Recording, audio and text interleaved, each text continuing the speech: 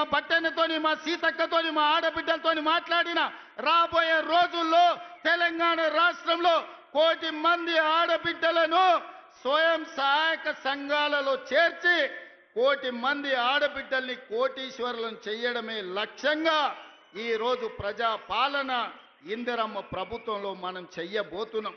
అందుకే తండాలలో, గూడాలలో, మారుమూల పల్లెల్లో ఉన్న మా ఆడబిడ్డలకు ఈ వేదిక మీద నుంచి నేను విజ్ఞప్తి చేస్తున్నా, మీరందరూ స్వయం సహాయక సంఘాలలో చేరండి. మిమ్మల్ని కోటీశ్వరులను చేసే బాధ్యత మీ సోదరుడిగా మీ రేవంత్ అన్న తీసుకుంటాడు. ఇది నా మాటగా, సోనియమ్మ మాటగా ప్రతి తెలంగాణ ఆడబిడ్డకు ఈ వేదిక మీద నుంచి ఈరోజు మేము ఇస్తున్నాం. మిత్రులారా, మీకందరికీ తెలుసు, తెలంగాణ ఉద్యమం అంటేనే ఉద్యోగాల వేట.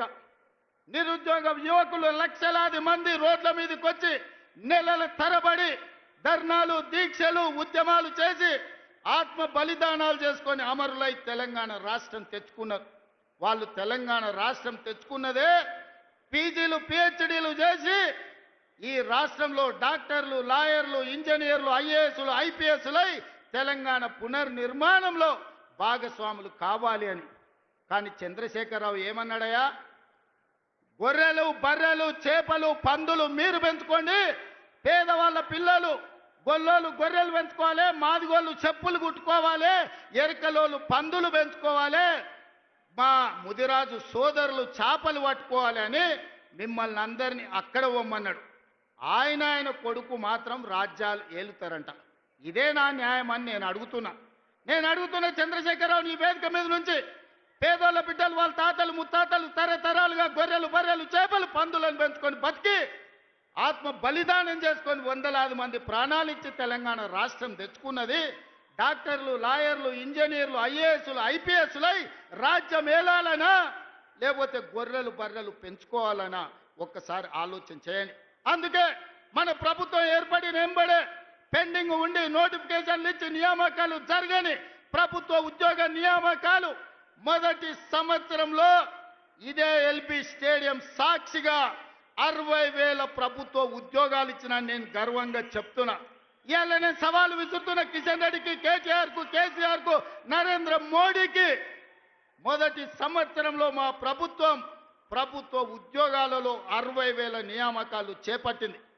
మీకు దమ్ము ఉంటే, ధైర్యం ఉంటే, చిత్తశుద్ధి ఉంటే మీరు సవాలు విసిరండి. 60,000 మందిని ఇదే ఎల్బీ స్టేడియంలో తెచ్చి తలలు మొత్తం లెక్క పెట్టిస్తా. ఒక్కటి తగ్గినా మీ కాళ్ళ ముందు క్షమాపణ చెప్పి నేను బయటికి వెళ్తా.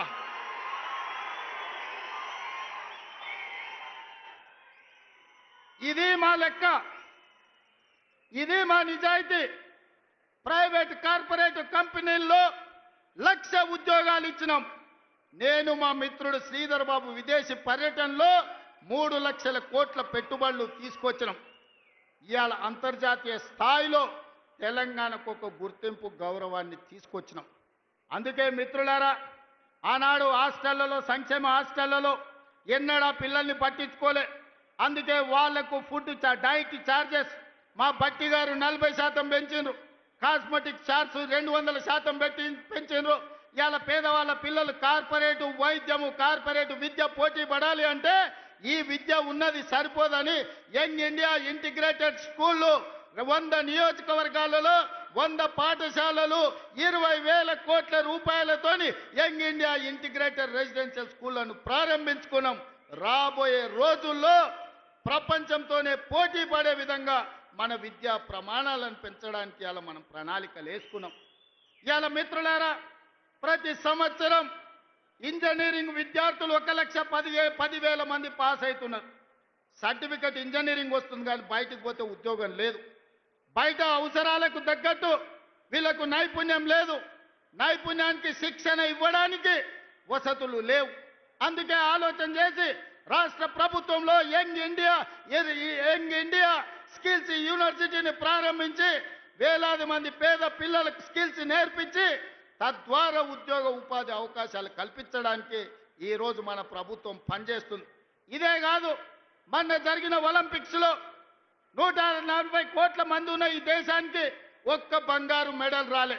కానీ సౌత్ కొరియా ఒక చిన్న దేశం హైదరాబాద్ కంటే కొంచెం పెద్ద దేశం 32 మెడల్స్ తెచ్చుకున్నది. అందులో ఒక అమ్మాయి సౌత్ కొరియా స్పోర్ట్స్ యూనివర్సిటీకి నేను పోతే ఒక అమ్మాయిని కలిసిన.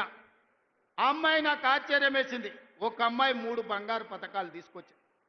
నేను అడుగుతున్న మిత్రులారా, తెలంగాణ యువకులారా, ఉద్యమం చేసి తెచ్చుకున్న తెలంగాణగా 140 కోట్ల జనాభా ఉన్న భారతదేశం ఒక్క మెడల్ తీసుకురాలే.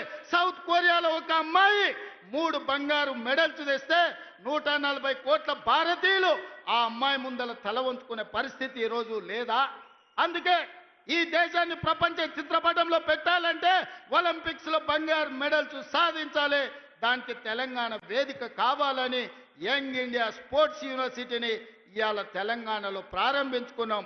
2034 ఒలింపిక్స్ లో తెలంగాణ నుంచి బంగారు మెడల్స్ తెచ్చే బాధ్యత తెలంగాణ యువత తీసుకుంటుందని చెప్పి నరేంద్ర మోడీ గారికి నేను సూటిగా చెప్తున్నా. మిత్రులారా, ఇలా చెప్పుకుంటూ వెళ్తే ఎన్నో విజయాలు ఉన్నాయి. పనిలో పడి ప్రచారం చేసుకోవడంలో మేము మర్చిపోయినాం. మన వాళ్ళు చెబుతుంటే అరే ఇన్ని చేసిందా మన ప్రభుత్వం, సన్నబియ్యం ఇచ్చిందా, రైతు రుణమాఫీ చేసిందా, రైతు భరోసాకు నిధులు ఇచ్చిందా, 60,000 ఉద్యోగాలు ఇచ్చిండ్రా, అమ్మ ఆదర్శ పాఠాలు నిర్వహించిండ్రా, స్కిల్స్ యూనివర్సిటీ పెట్టిండ్రా, స్పోర్ట్స్ యూనివర్సిటీ పెట్టిండ్రా, ఇట్లా ప్రతి కార్యక్రమాన్ని చర్చినప్పుడు ఆశ్చర్యంతో నోరు తెరిచి చూస్తున్నారు. మరి ఎందుకు ఈ రోజు అవి మనం ప్రచారం చేసుకోలేకపోతున్నాం? అందుకే మిత్రులారా, ఈ రోజు వాళ్ళు పెట్టుబడి పెట్టి కిరాయి మనుషులను పెట్టి దుబాయ్లో ఆఫీసులు పెట్టి విష ప్రచారం చేస్తున్నారు. అందుకే ఇవాళ ఈడికొచ్చిన వేలాది మంది కాంగ్రెస్ పార్టీ కార్యకర్తలే మా బ్రాండ్ అంబాసిడర్లు. మీరే ప్రచార కార్యకర్తలుగా మారండి, మీరే ఈ ప్రభుత్వానికి బ్రాండ్ అంబాసిడర్లుగా మారండి. సోషల్ మీడియాలో యుద్ధం ప్రకటించండి. మన యుద్ధంలో కల్వకుంట్ల గడి తుణుకలు అయిపోవాలి. అందుకే మిత్రులారా, ఇవాళ మనం కలుసుకున్నాం. మా ఎన్నికలు అయిపోయినాయి, ఎమ్మెల్యే అయిపోయింది, ఎమ్మెల్సీ అయిపోయింది, ఎంపీ అయిపోయింది, ప్రభుత్వం అయిపోయింది.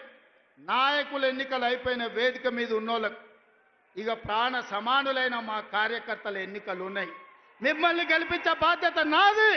సర్పంచులుగా, వార్డు మెంబర్లుగా, ఎంపీటీసీలుగా, ఎంపీపీలుగా, జడ్పీటీసీలుగా, జిల్లా పరిషత్ చైర్మన్లుగా, కౌన్సిలర్లుగా, కార్పొరేటర్లుగా, మేయర్లుగా మిమ్మల్ని గెలిపించే పూచి నేను తీసుకుంటా. మీ సోదరుడు మీకు అండగా నిలబడతాడు. గ్రామ గ్రామాన, తండాలలో, గూడాలలో, మారుమూల పల్లెల్లో కంకణం కట్టుకొని బయలుదేరండి.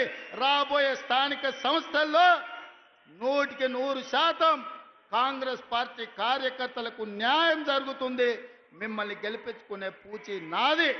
ఇవే కాదు, ఈరోజు గుడి కమిటీలు కావచ్చు, మార్కెట్ కమిటీలు కావచ్చు, కార్పొరేషన్లో డైరెక్టర్లు కావచ్చు, అన్ని పదవులు ఇచ్చే వరకు ఈరోజు విశ్రమించను.